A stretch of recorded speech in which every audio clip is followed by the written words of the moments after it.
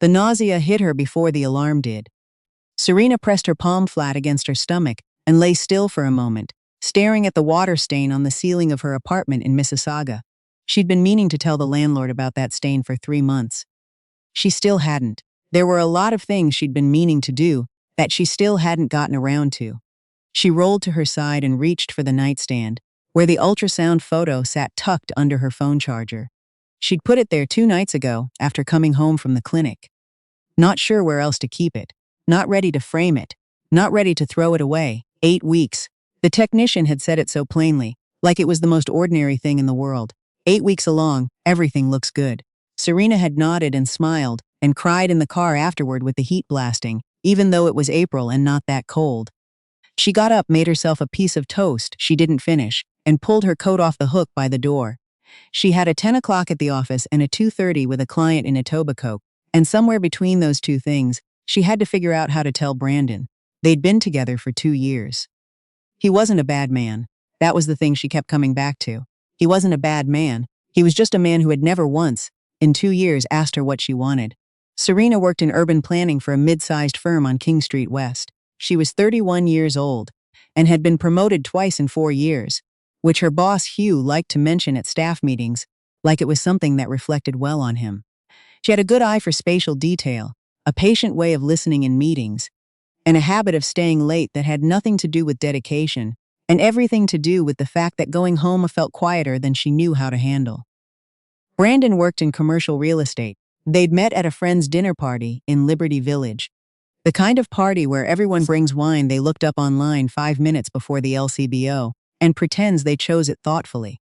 He'd been charming and a little loud and had made her laugh twice before the appetizers. She'd thought, this one is going somewhere. She wasn't wrong. She'd just been wrong about where. The morning she decided to tell him, she texted first. "Are you home tonight? Want to cook dinner together?" He replied 40 minutes later, "Can't. Showing a property till late. Rain check?" She stared at that text for a long time. Then she said yes, sure, no problem. She didn't cook dinner. She ate cereal over the sink and watched the streetcars go by outside and put her hand on her stomach and thought, there are 2 of us now. She told him on a Thursday 2 weeks later, at his condo on Bathurst. She'd made a reservation at their favorite restaurant, the Italian place on College, where they always ordered the tagliatelle and split a tiramisu.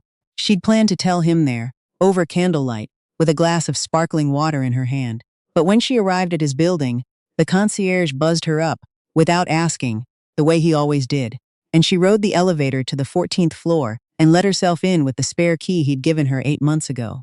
And Brandon was already home, sitting at the kitchen island with his laptop open and a glass of scotch at his elbow. He looked up when she came in, not startled, just present. Present in the way that a lamp is present. "Hey," he said. "Thought we were doing dinner." "We are," she said. "I wanted to talk to you first." Something shifted in his face, something small and fast that she almost missed.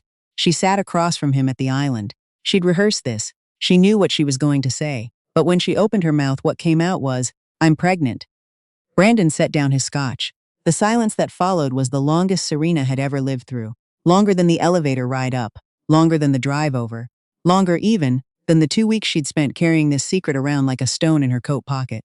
"How far along?" he finally said. 10 weeks. He nodded. Slowly. Like he was solving something. "Brandon," she said. "I need a minute," he said. She gave him the minute. She sat very still and looked at the skyline through his floor-to-ceiling windows and counted the lights coming on as the city dimmed toward evening. Then he said, "Serena, I have to tell you something." And that was when she knew. Not what. She didn't know the what yet. But she knew the shape of what was coming. She'd known it, maybe, for longer than she'd admitted to herself. The rain checks. The 40-minute reply times. The way he laughed a little too quickly whenever she mentioned the future. "There's someone else," he said. She nodded. "It's been going on for a few months," he said. "I should have told you sooner, I know that." How far along is she?" Serena said. Brandon blinked. "The other woman," Serena said very quietly. "Is she pregnant too?" The silence this time was different, heavier. "Serena, just tell me." Yes. She's further along. She's 22 weeks. Serena stood up. She picked up her bag from the floor. She walked to the door, put her hand on the handle, and then stopped. "Did you know," she said, not turning around, "when you were with me, that she was pregnant?" "Yes," he said. Almost a whisper. She left without saying anything else. She walked to the elevator, rode it down 14 floors, walked through the lobby past the concierge, who buzzed her up like it was the most normal thing in the world, and stepped out onto Bathurst Street where the April wind was cold and direct and had no interest in her feelings whatsoever. She made it half a block before she sat down on a bench and put her face in her hands. Her best friend Adele came over that night.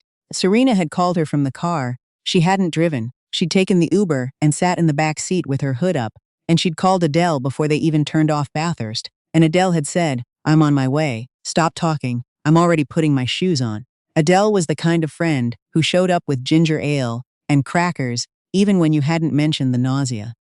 She was the kind of friend who didn't tell you it would be okay, who just sat on the floor with you when you couldn't make it to the couch, who let you be furious and sad in whatever order worked for you. 22 weeks, Adele said. He's been with her the whole time, Serena said. Our whole last year, more. Adele was quiet. He knew she was pregnant when we were still. Serena stopped. Started again. He knew and he kept showing up. He kept, I know, and now. She pressed both hands against her stomach. Now I have to figure out what I'm supposed to do with this. You don't have to figure that out tonight, Adele said. I know, you don't have to figure out anything tonight. I know, Serena said, and started crying again quietly into the sleeve of Adele's sweater. The weeks that followed were the kind that you don't remember cleanly afterward. She went to work. She ate what she could. She answered her mother's phone calls from Kingston with the cheerful vagueness of someone who had been lying to their parents her whole life and had gotten very good at it. Her mother's name was Laureen. She was 63 and sharp as a tack and would have driven down from Kingston the same day if Serena had told her, which was exactly why Serena didn't tell her. Not yet. Not until she knew what she was going to do. Brandon called twice. She let it go to voicemail both times. The second message said, I want to do right by you, Serena. Whatever you decide, I want to help. She listened to it in her car in the parking garage under her office building, and then put her phone face down on the passenger seat and sat there until the overhead lights clicked off. What she decided was, she was keeping the baby. That part, at least, was clear. She'd known it since the ultrasound, maybe before. She was 31 and healthy, and she had a good job and a decent apartment, and a best friend who showed up with ginger ale. She had what she needed. She didn't need Brandon. She just hadn't expected to need to be brave about it. The city had this thing it did in early May, where spring arrived all at once like it had been waiting just off stage. The trees on her street went from bare to full in about a week, and the coffee shop on the corner put their sidewalk tables out, and people jogged along the waterfront path like the winter had never happened. Serena had started walking. Not for exercise exactly. More for the noise. The city noise. The way it filled up the quiet. That was how she met James. Or rather, that was how she met him again. She'd known James Whitfield for 2 years at the firm. He was a senior associate in the Environmental Review Division. One floor up, the kind of colleague you nod to in the elevator and talk to at company events, and never quite think of as a person you might become friends with outside of those two contexts. He was in the coffee shop on the corner one Saturday morning in May, when she came in after her walk, windswept and faintly breathless, and he looked up from his laptop and said, You look like you just survived something, she laughed. Which surprised her. She hadn't laughed genuinely in a while, and the feeling was slightly startling, like using a muscle she'd forgotten about. Just the lakefront path, she said. In this wind? That counts. She ordered her tea. She'd switched from coffee 2 months ago, though she hadn't explained that to anyone at the office yet, and he gestured at the chair across from him, and she sat, and they talked for 2 hours. Not about anything important. About the transit expansion project on the Eglinton line that they'd both been following. About a neighborhood they'd both studied in school. A low-rise residential zone in East York that had been quietly retrofitted and was now cited in 3 different planning journals. About his sister in Vancouver and her mom in Kingston. And how strange it was to be a person from somewhere else who had so thoroughly become a person from here. When she finally looked at the time and said she should go, he said, Same time next Saturday? She said yes before she'd thought about whether she meant it. She meant it. She told her mother about the baby at 14 weeks over the phone on a Tuesday evening. There was a pause on the other end of the line that felt geological in its depth. Then Laureen said, And the father? Not in the picture, Serena said. Another pause. Are you all right? Yes, Serena said. I really am. I'm coming down this weekend, Laureen said. Mom, this is not a negotiation, Serena. Laureen came down that weekend and stayed for 5 days and reorganized Serena's kitchen and cried once, briefly, in the bathroom, and made her daughter's favorite lentil soup every other night, and didn't ask about Brandon again. Not because she wasn't curious. Lorene was always curious, but because she could read her daughter well enough to know the when. James found out about the pregnancy at 16 weeks, when Serena finally stopped being able to pretend the slightly odd way she was carrying herself was just posture. They were at the coffee shop again. It had become a standing thing, Saturday mornings, sometimes spilling into Saturday afternoons. She hadn't planned to tell him. It just came out in the middle of a sentence about something else entirely. "I've been meaning to ask," he said. "Is everything okay? You seem like you're being careful about something." And she said, "I'm pregnant, 16 weeks. The father isn't involved." He didn't react the way she'd expected, the way most people did, with the slightly panicked cheerfulness, the rush to say something reassuring. He just nodded, like he was taking it in, and then he said, "That must have been a hard few months." "It was," she said. "Is it getting easier?" She thought about it. "Parts of it," she said. He nodded again, and then he said, "Well, for what it's worth, you seem like you're handling it better than most people handle things that aren't half as difficult." She didn't know what to do with that, so she changed the subject. But she thought about it on the way home. She thought about it for several days afterward. The difficult part came in June.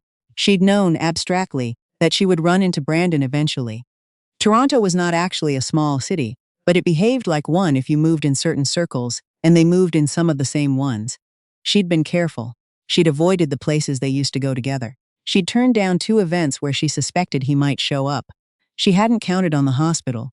She was at Women's College for a routine prenatal appointment. 18 weeks, the anatomy scan. She'd asked Adele to come, and Adele was there, solid and warm beside her, holding the parking stub and a small bag of almonds, because Serena got dizzy if she didn't eat every 2 hours. The appointment went well. Everything looked good. She had a folder of printouts and a new ultrasound image, and a follow-up scheduled for 3 weeks' time. She and Adele were waiting for the elevator on the main floor when Serena looked up and saw them. Brandon. And a woman, very pregnant, visibly so, probably 30 weeks or more, and Brandon had his hand at the small of her back and was speaking quietly into her ear, and the woman nodded, and he looked up, and his eyes landed on Serena. For a moment, none of them moved. Serena had imagined this. She'd run through versions of it in her head during her walks, the way you rehearse things you're afraid of. She'd imagined being cold and composed. She'd imagined saying something that landed exactly right. She'd imagined being further along in her own healing than she apparently was. She hadn't imagined how ordinary he would look, how completely, terrifyingly ordinary. Standing in the lobby of Women's College Hospital in a dark jacket, his hand on another woman's back, looking at her with an expression she could only describe as caught. The ultrasound photo in her folder suddenly felt very loud. Adele's hand found her elbow, firm, grounding. "Serena," Adele said quietly. The elevator. Serena stepped into the elevator, the doors closed. She stood and looked at her own reflection in the brushed metal interior and breathed. "You okay?" Adele said. "No," Serena said. "But I will be." She cried on the way home, and then she didn't cry again.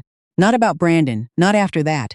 Something had shifted in that lobby. She couldn't have explained it cleanly, but she'd seen him standing there, ordinary and guilty, and already somewhere she was no longer trying to reach.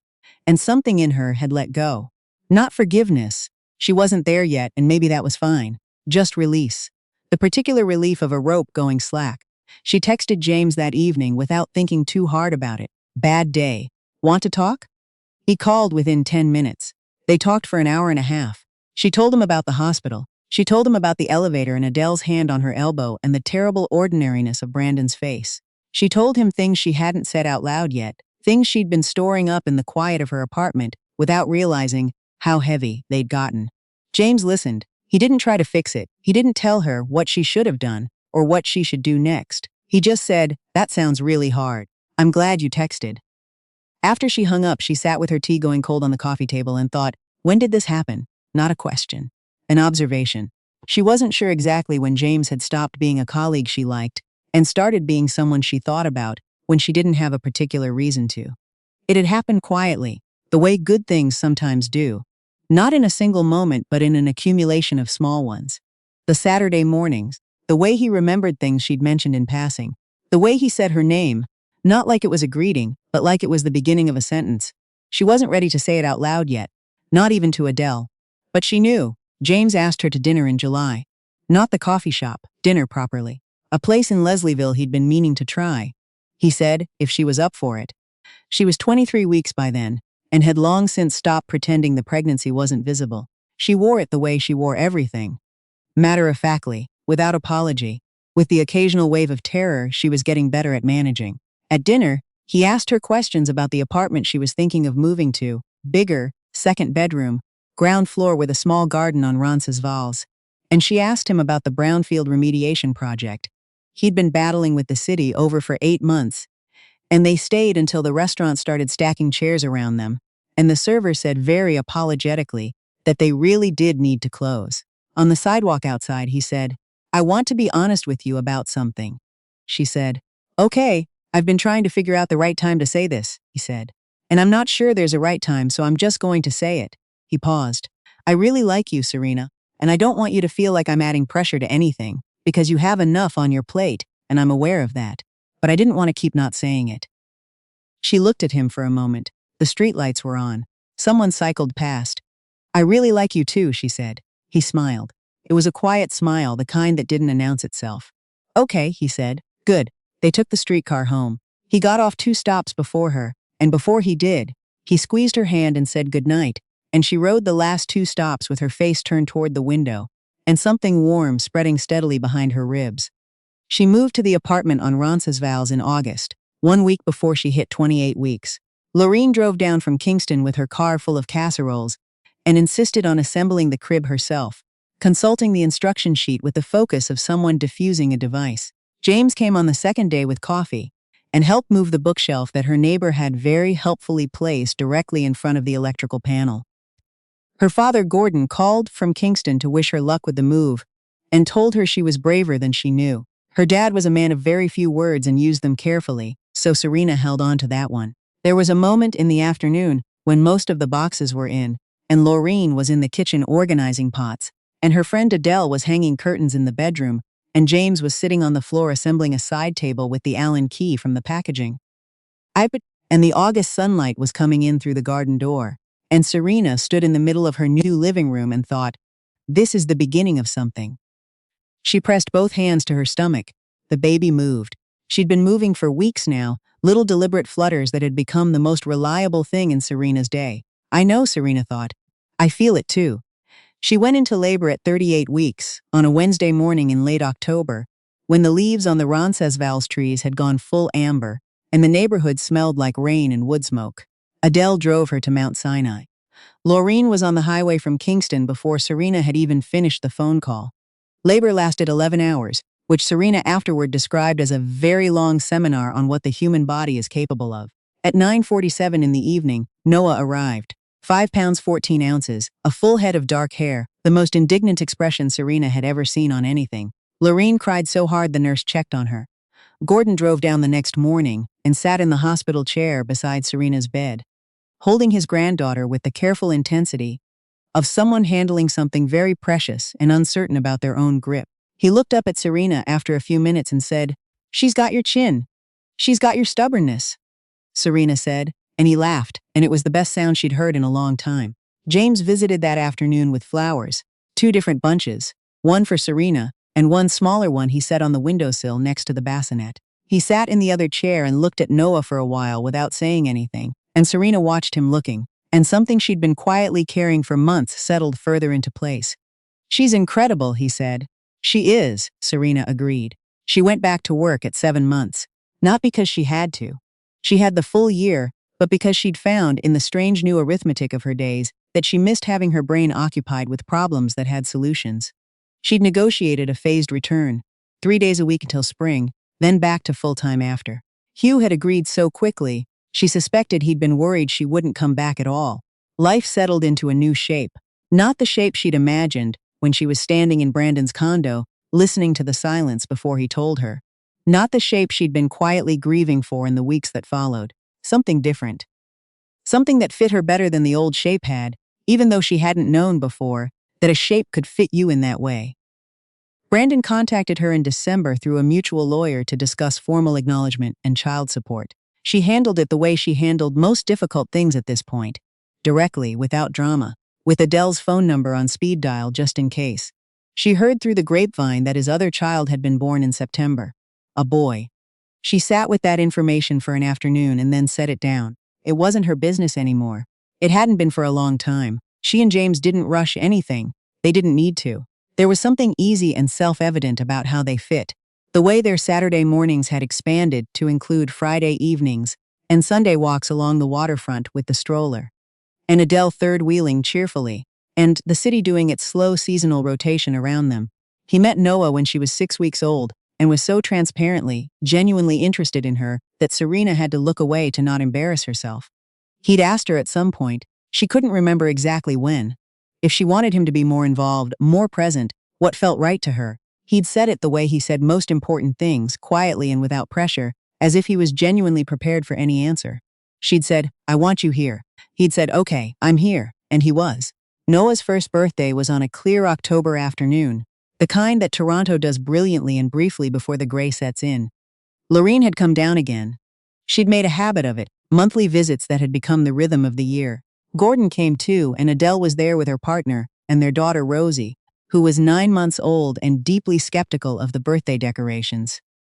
James had hung a small banner from the kitchen doorframe. He'd done it that morning while Serena was feeding Noah, balanced on a step stool with his tongue between his teeth, very focused, and she'd stood in the doorway watching him and thought, there it is. That quiet, foundational thing. That presence that didn't demand anything but gave so much. After the cake, Noah made a catastrophic and delighted mess of her personal smash cake.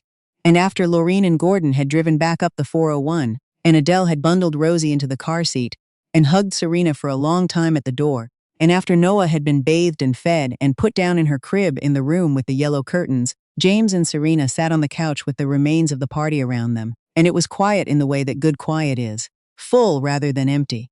"She has a good life," James said. "She does," Serena said. He reached over and took her hand. She turned it and laced her fingers through his. Outside, the amber leaves were coming down from the Roncesvalles trees, and the city moved in its usual way, steady and loud and completely unconcerned with any of this, and that was fine. It didn't need to know. It was enough that they did. Serena leaned her head on James's shoulder, and for the first time in a very long time, she wasn't calculating the future or managing the past. She was just here, just this, the weight of his shoulder, the sound of the street, the small warm fact of her daughter asleep down the hall. It was enough. It was more than enough. It was, she understood now, exactly what she'd been walking toward all along.